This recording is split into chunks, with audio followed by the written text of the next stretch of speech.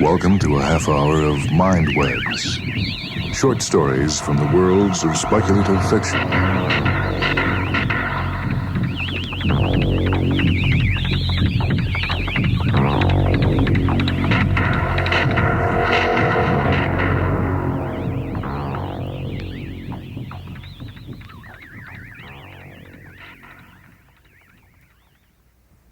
This is Michael Hanson with a Mindweb story from New Worlds Quarterly number 3, which was edited by Michael Moorcock. This is The Machine in Shaft 10, written by Joyce Churchill.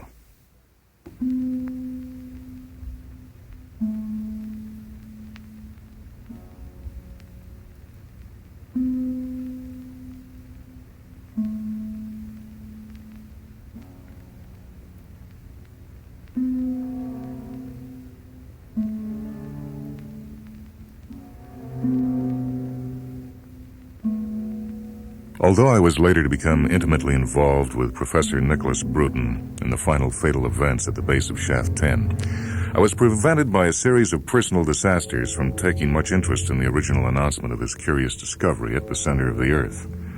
A copy of National Geographic containing the professor's immaculate geological proof of the presence of an emotion converter buried at the core of the planet lay unread in my desk for a month. And I'm ashamed to say the international scientific uproar precipitated by the sinking of the B series of exploratory shafts passed me by. One is morally entitled, I believe, to some life of one's own, even to the detriment of one's public self. I did, however, hear the end of a broadcast talk given by the professor soon after the appearance of the National Geographic article to an audience made up of interested parties from the English scientific community. I feel that interested may not be the best word to use in this context. Their behavior was undignified and made listening rather difficult. Despite that, I found myself fascinated by his conclusions. What he said was this: "Gentlemen, I can see no alternative to a radical readjustment of man's view of himself and his universe.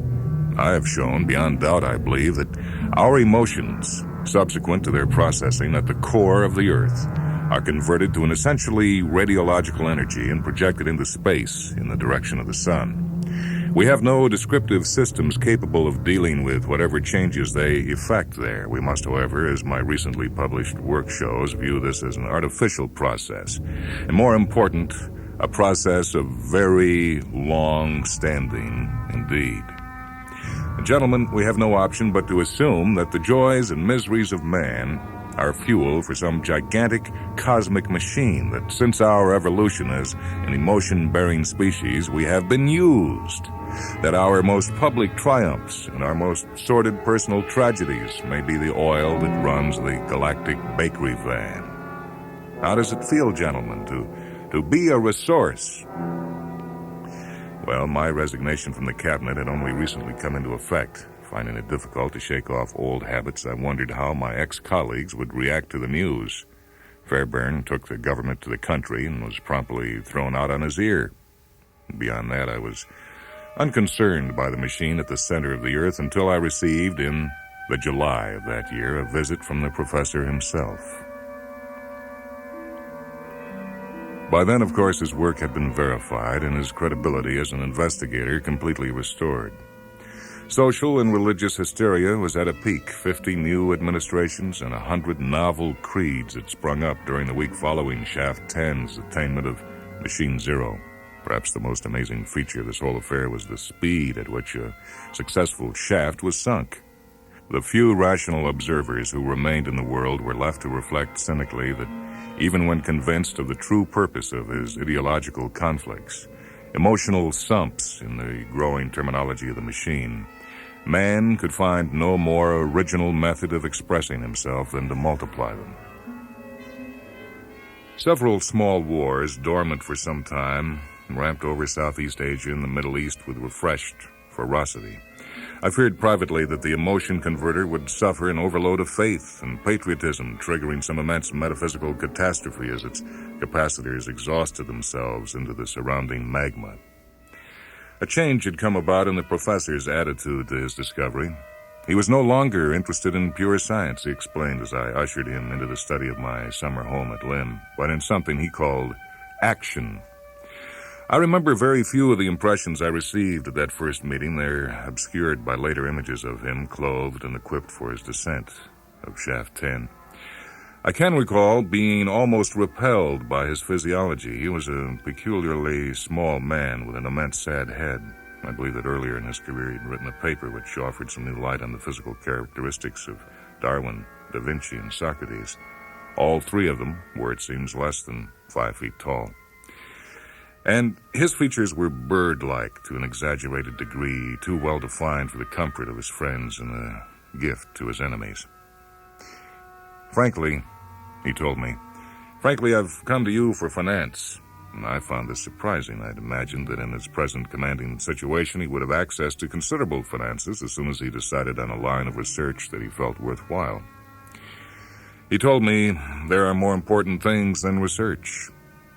He looked down at his tiny blunt hands for a moment. We didn't deserve this, Ludkin. Any of us. He seemed to be uncomfortable with the sentiment. There is a way to stop it, though, you know, he went on, quite defiantly. I'm sure you don't like living with that thing down there any more than I do. He was making the transition common in that decade, the fumbling shift from concern for abstracts to a more active involvement with the results of his work. When he refused to tell me the nature of the scheme he wished me to support, I politely but firmly refused to commit myself. But the vanity of the failed public figure, the half-conscious realization that if I helped him I would retrieve my position as a substantial contributor to the mainstream of events, weakened my rejection severely. 2 days later, he called again and left with my promise of limited support, sealing to be decided by myself, in exchange for an assurance that I would accompany him on any expedition to the center of the earth. At the end of July, my personal affairs adjusted themselves most equably, and my time being once more my own, I studied the news media daily. The professor had dropped sharply out of the public gaze, and I learned very little of him beyond that he had shut himself away somewhere in Cumberland and refused to make comment even on the wealth of material being generated by the investigatory teams at the base of Shaft 10. Extant newsreel films of his retreat in Honeston Pass show a square stone cottage set among somber, desolate hills. Most of the news through August and the beginning of September was of a steady social and moral adjustment which can perhaps best be expressed in the decline of the authoritative religions. A complex front of Druidic and Neo-Mayan cults swept out of centers as widely dissimilar as Peach Valley, California, and St. Anne's, Lancashire. All had basically apocalyptic premises and a solar orientation. But the religion of the decade began in Chile when a minor nihilist and political agitator named Cornelius persuaded 2,000 people to drown themselves in the Pacific Ocean. The Roman Catholic Church was the major casualty of this period. Cornelius's queer religion of despair spread rapidly across Latin America and later the world. Pope Pius declared him the Antichrist and was assassinated by a sensible Bolivian while blessing the crowd in Lima, Peru. Massive silent mobs gathered to hear Cornelius and his disciple announce that since man was incapable of independent action and decision-making, all that was left to him was to choose the manner of his own death, as unemotionally as possible, thus depriving the machine of its raw materials. As I have said, I saw nothing of the professor, but in October he began to draw regularly on the Lloyd's account I'd opened in his name, and he continued to make his presence felt in this manner until late December. I received one letter from him, hastily written in somewhat stilted tone. He was worried, he informed me, that local hysteria would prematurely end his preparations. Bands of armed agricultural workers were active in the area of Keswick, destroying machinery and isolated houses. Would I therefore authorize his purchase of a quantity of small arms so that his staff might protect themselves? D notices and a heavy security blanket then in effect prevented any public report of such guerrilla activity.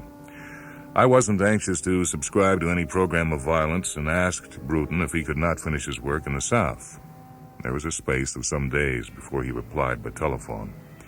I noticed immediately an alteration in the character of his voice, a side product, I assumed, of his successfully completing the transition I've mentioned above. He was adamant in his demand for the weapons, and I was duly presented with an invoice from a well-known private arms dealer. I felt nervous, but resigned.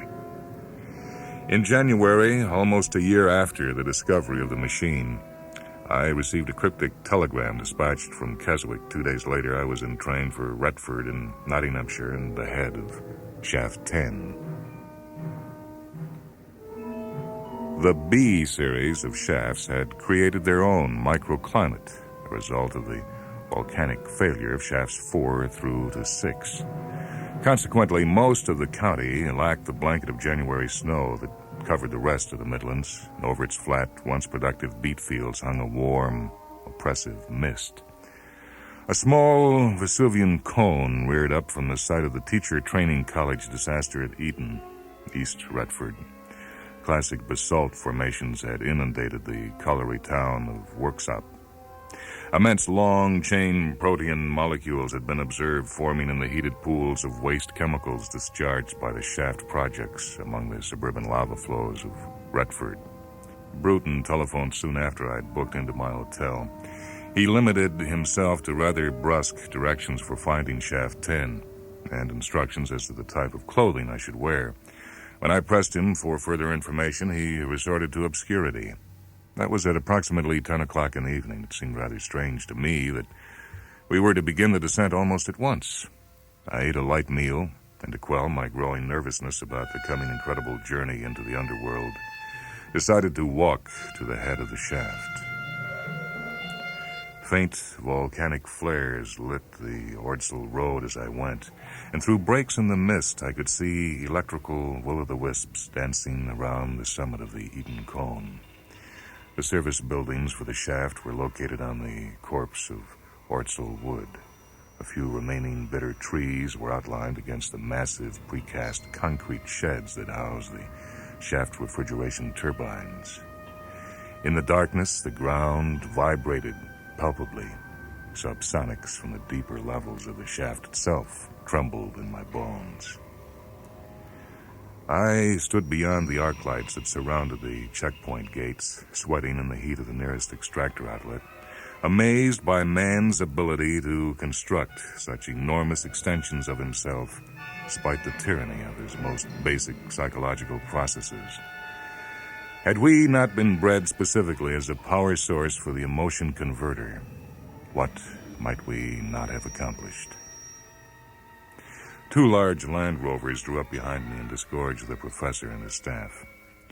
At our first meeting, the watery-eyed scientist in Bruton's skull had been retreating under pressure from other elements of the man's personality.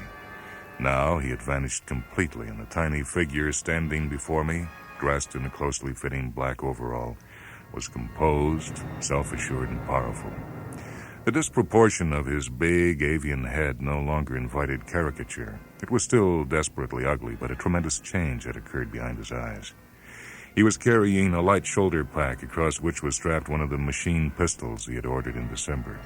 I was dismayed. I said, "Look here, Bruton, you don't need that thing." A glance at the dozen or so men who lounged on the vehicles behind him confirmed that they were similarly armed. "Well," he said, "I'm sorry, Lutkin, but things aren't quite what you've taken them to be. I should have explained. There never were any Luddites in Keswick. At least not while I was there, I'm sorry. It was an unpardonable deception." Here he shook his head apologetically, and I noticed that he was in need of a barber. He went on, "But the only chance I had to get the stuff. No grants committee would have considered it. That's why I had to have you. You must do without me from now on, Professor." I was sick with anger. I turned my back on him and made to walk off in the direction of the town. He put a surprisingly powerful hand on my arm. "I can't allow you to do that." "Look," he told me. "Look, Lutkin, I told you that there was a way to stop the thing, and there is. But did you seriously expect that I would be permitted to just go down and turn it off?" Abruptly, I realized that he was correct. Millions of man-hours of international cooperation had gone into the sinking of the shafts. More important, the shaft projects were the sole still center in a political chaos. Without them, the tenuous unity achieved for the first time ever by the major powers would evaporate. Sensing an advantage, he went on. We deserve this chance, Lutkin. We deserve the opportunity to make our first gesture of independence since the Pliocene, to become self-determining, at least as far as the limits that were originally built into us. Cornelius is right. That thing down there is bloody insufferable. We can't let it go on leaching. A curious pause. And then, whatever the repercussions. It was that peculiar choice of expression, with its Miltonic implications of cosmic rebellion, that convinced me then, and which haunts me now. Bruton looked again at the head of Shaft 10, and when he spoke again, there was such a wealth of bitterness and despair in his voice that I hated to imagine what sort of dreams he had lived with since his discovery of the nature of the machine. However, accidentally, he had impelled the human race to confront its own clown-like glorification of its metaphysical inferiority. And I think he felt the resultant terrifying sense of impotent rage more than anybody. Well, with any luck, he said, we've finished here, man will have no place or purpose at all. We've lived too long with them. We deserve the dignity of pointlessness. You'll have seen the videotapes of our assault on the main gates, made automatically by the closed-circuit security system and retrieved later at great personal risk by Colonel C.R.S. Marsden of the Sherwood Foresters. Nothing would be accomplished by my adding to that record, although I would like to say that the so-called atrocities Thompson and Frost claimed to have detected on the poor-quality tapes from Camera 5 simply did not take place. This is a deliberate slur on the professor's memory. We lost 5 men, not 2, as Frost has suggested recently, and left the remaining 10 to hold the head of the shaft open for our retreat. The odd thing, Bruton said as he operated the mechanisms of the elevator and the pressure doors of the cage sealed themselves behind us. The odd thing is that I could have got in quite easily on my own. I'm well respected here, you see, but they wouldn't have let this in without an inspection. He had brought with him a heavy wooden crate, some 3 feet long by 2 square, now tapped it significantly. I could have got in quite easily without it. There was a tone of irony in his voice which repelled me, even though it did not stem from any callous trait of his. I stared at his parrot-like powder-burned face for some seconds, and he looked away. The descent was uneventful, and apart from Bruton's terse advice on the proper use of the various instruments of personal comfort installed in the lift gauge, carried out in silence, if the vast humming and hissing of the shaft refrigeration can be termed silence.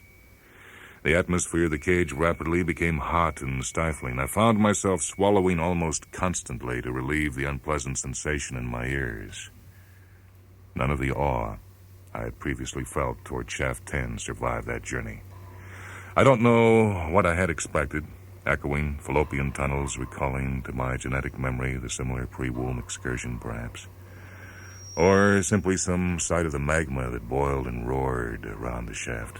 Some sense, anyway, that this was a forbidding plutonian descent, carried out at great and immediately visible risk. The reason for the professor's peculiar timing of the raid became apparent when we reached the complex of interconnecting vaults and passages that honeycombed the magma around the emotion converter and found them deserted. Machine 0 was a high cathedral vault, its organic plastic walls constructed to resonate in sympathy with the shifting phases of the machine's cycle. Into this shivering, gently lit space we lugged Bruton's box. I had planned at this point in the narrative to introduce some illustrations of the more salient and enigmatic portions of the machine.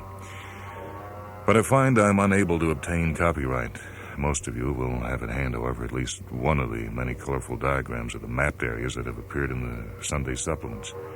I find the Sunday Times photographic essay the most comprehensive and accurate of these. From Machine 0, the professor and I moved to the area usually labeled induction chamber. Frost persists in using the obsolete Plattner notation primary capacitor. The area was later proved, of course, not to be a capacitor of any kind. By leaving the area through subsidiary fornaces 6 and 7, we avoided the little understood lobes of material that choked the main archway. Achieving access point 3, we dragged our burden into the major staging vault, which surrounded the heart of the machine.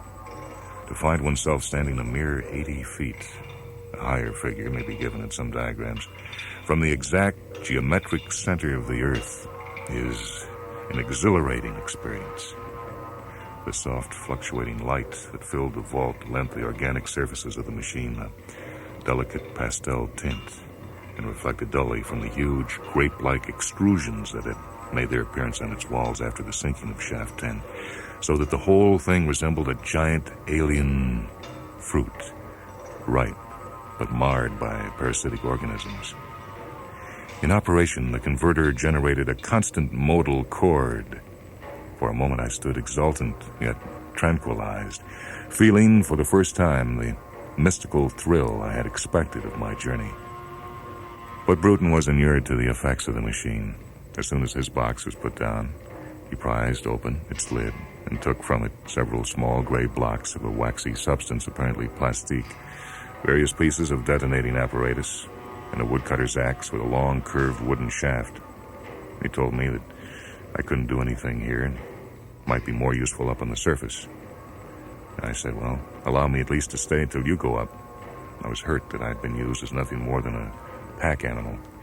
He shrugged and took a firm grip on the axe and began to swing it against a spot on the machine he had been at some pains to locate. I could see no difference between it and the surrounding areas. He had soon cut a sizable hole in the rind of the converter, and about 1.5 pounds of rose-tinted fleshy substance, dry and firm like the meat of a mushroom, lay on the floor of the chamber.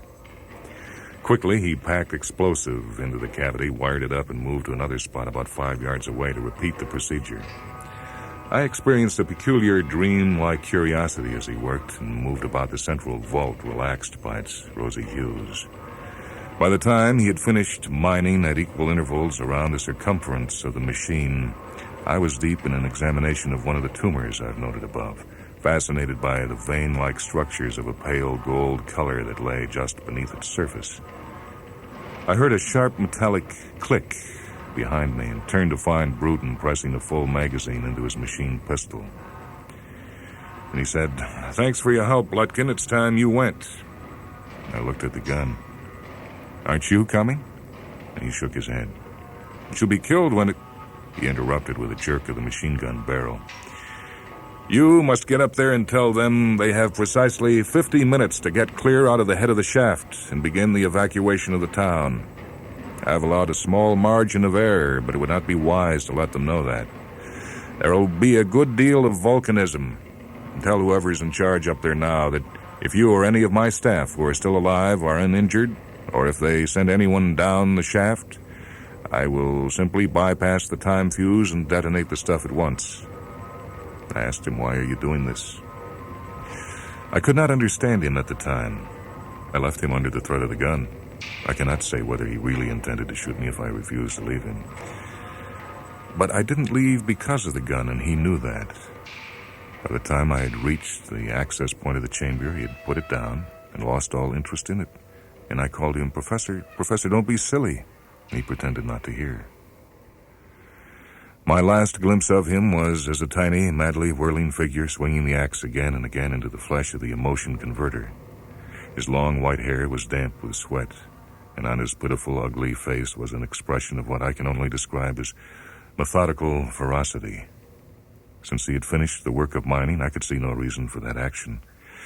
I realize now that he hated the machine, which seems paradoxical.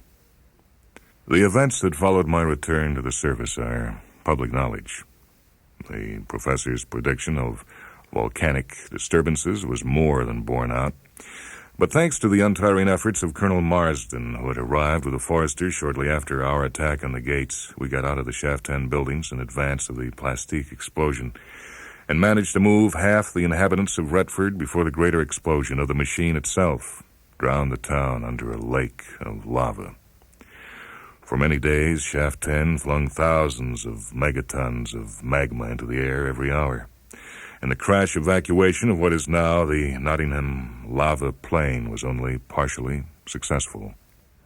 My present position of trust came about largely as a result of a mistake on the part of Colonel Marsden. He was quite uninterested in politics, devoted to his career, and had forgotten that I no longer had a place in the house. My appearance at the head of Shaft 10 led him to think that I'd been engaged in some official attempt to dissuade the professor from his anarchic attack on the machine. He told me negotiation never works with buggers like that, sir. I see no point in hiding the true reason for my presence there. The massive public support for the professor's act of defiance that has risen in the last year leads me to believe that the electorate will regard my honest admission with sympathy. The human race is now, as the professor wished, entirely devoid of purpose. Recruitments to Cornelius's faith have fallen off recently, which seems to suggest that the survivors of his global suicide program, partly realized during the hysteria which swept the world soon after the Retford eruption, are aware of the self-contradiction implicit in its creed.